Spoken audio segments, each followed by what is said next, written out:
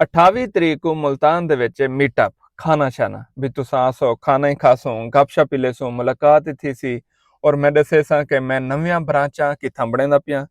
ਨਵੇਂ ਬ੍ਰਾਂਡ ਕਿਹੜੇ ਲਾਂਚ ਕਰਾਂਦਾ ਪਿਆ ਨਵੇਂ ਪ੍ਰੋਡਕਟ ਕਿਹੜੇ ਹਨ ਤੇ ਨਵੇਂ ਮੇਰੀ ਸਰਵਿਸ ਕਿਹੜੀ ਹੈ ਔਰ ਤੁਸੀਂ ਕਿੱਥੋਂ ਕਨੇ ਫਾਇਦਾ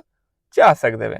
ਹੁਣ ਜਾਂ ਮੇਰੇ ਕੋ ਮਿਲਣਾ ਹੋਵੇ ਜਾਂ ਮਸ਼ਵਰਾ ਕਰਨਾ ਹੋਵੇ ਜਾਂ ਕਾਰੋਬਾਰ ਸ਼ਾਮਿਲ ਥੀਵਣਾ ਹੋਵੇ ਜਾਂ ਕੋਈ ਬ੍ਰਾਂਚ ਘਿਨਣੀ ਹੋਵੇ ਉਹ ਉੱਥੇ ਆ ਸਕਦੇ लेकिन इन दफ़ा तरीका थोड़ा जा मुख्तलिफ है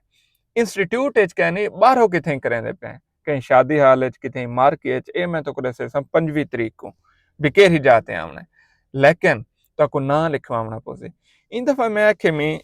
थोड़े लोग आवन सुलझे आवन और जो थोड़े जा पैसे भर सकें तो उनके वास्ते वाला सा इंतजाम रखे से 5,000 रुपया टिकट वो 5,000 भी खाना शाना थी वैसे इंतजाम ही थी वैसे एक बिजनेस प्रीमियम गपशप ही थी वैसे जेरे मेरे बिजनेसमैन दोस्त हैं उन्हें को भी सजे में जेरे टॉप रैंक दे ब्लॉगर हैं फ्रीलांसर हैं उन्हें को भी सजे में ताकि एक बड़ी अच्छी फ्रूटफुल कन्वर्सेशन थी वे गपशप थी वे लोगों को फायदा थी वे और वो माहौल को प्रीमियम बनाने वास्ते साको टिकट रखनी पै गई मजबूरन VIP पास ही को आख सकते हैं हुण जाए आमना होवे पूरे पाकिस्तान चो कितों भी आ सकते मुल्तान आना होवे ये नंबर दसेंदा पिया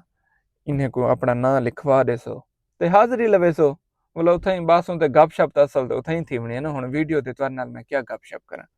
0370 18 17 966 ये नंबर है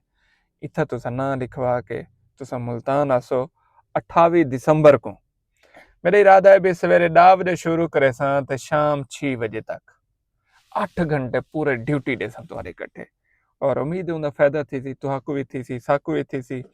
ये जो एक्टिविटीज बंदा करेंदा रह वेंदे ना हरकत बरकत रह वेंदी है बंदा एक्टिव रह वेंदे मोटिवेट रह वेंदे ना ते दिन ब दिन पिसते थी ने वेंदा थी वास्ते मैं आदा तो नाल मेल मिलाप रह वेंदे हुन हो मेल मिलाप वास्ते वाला मैं रखे में खाना शाना 28 दिसंबर को मिलते हैं मुल्तान दे विच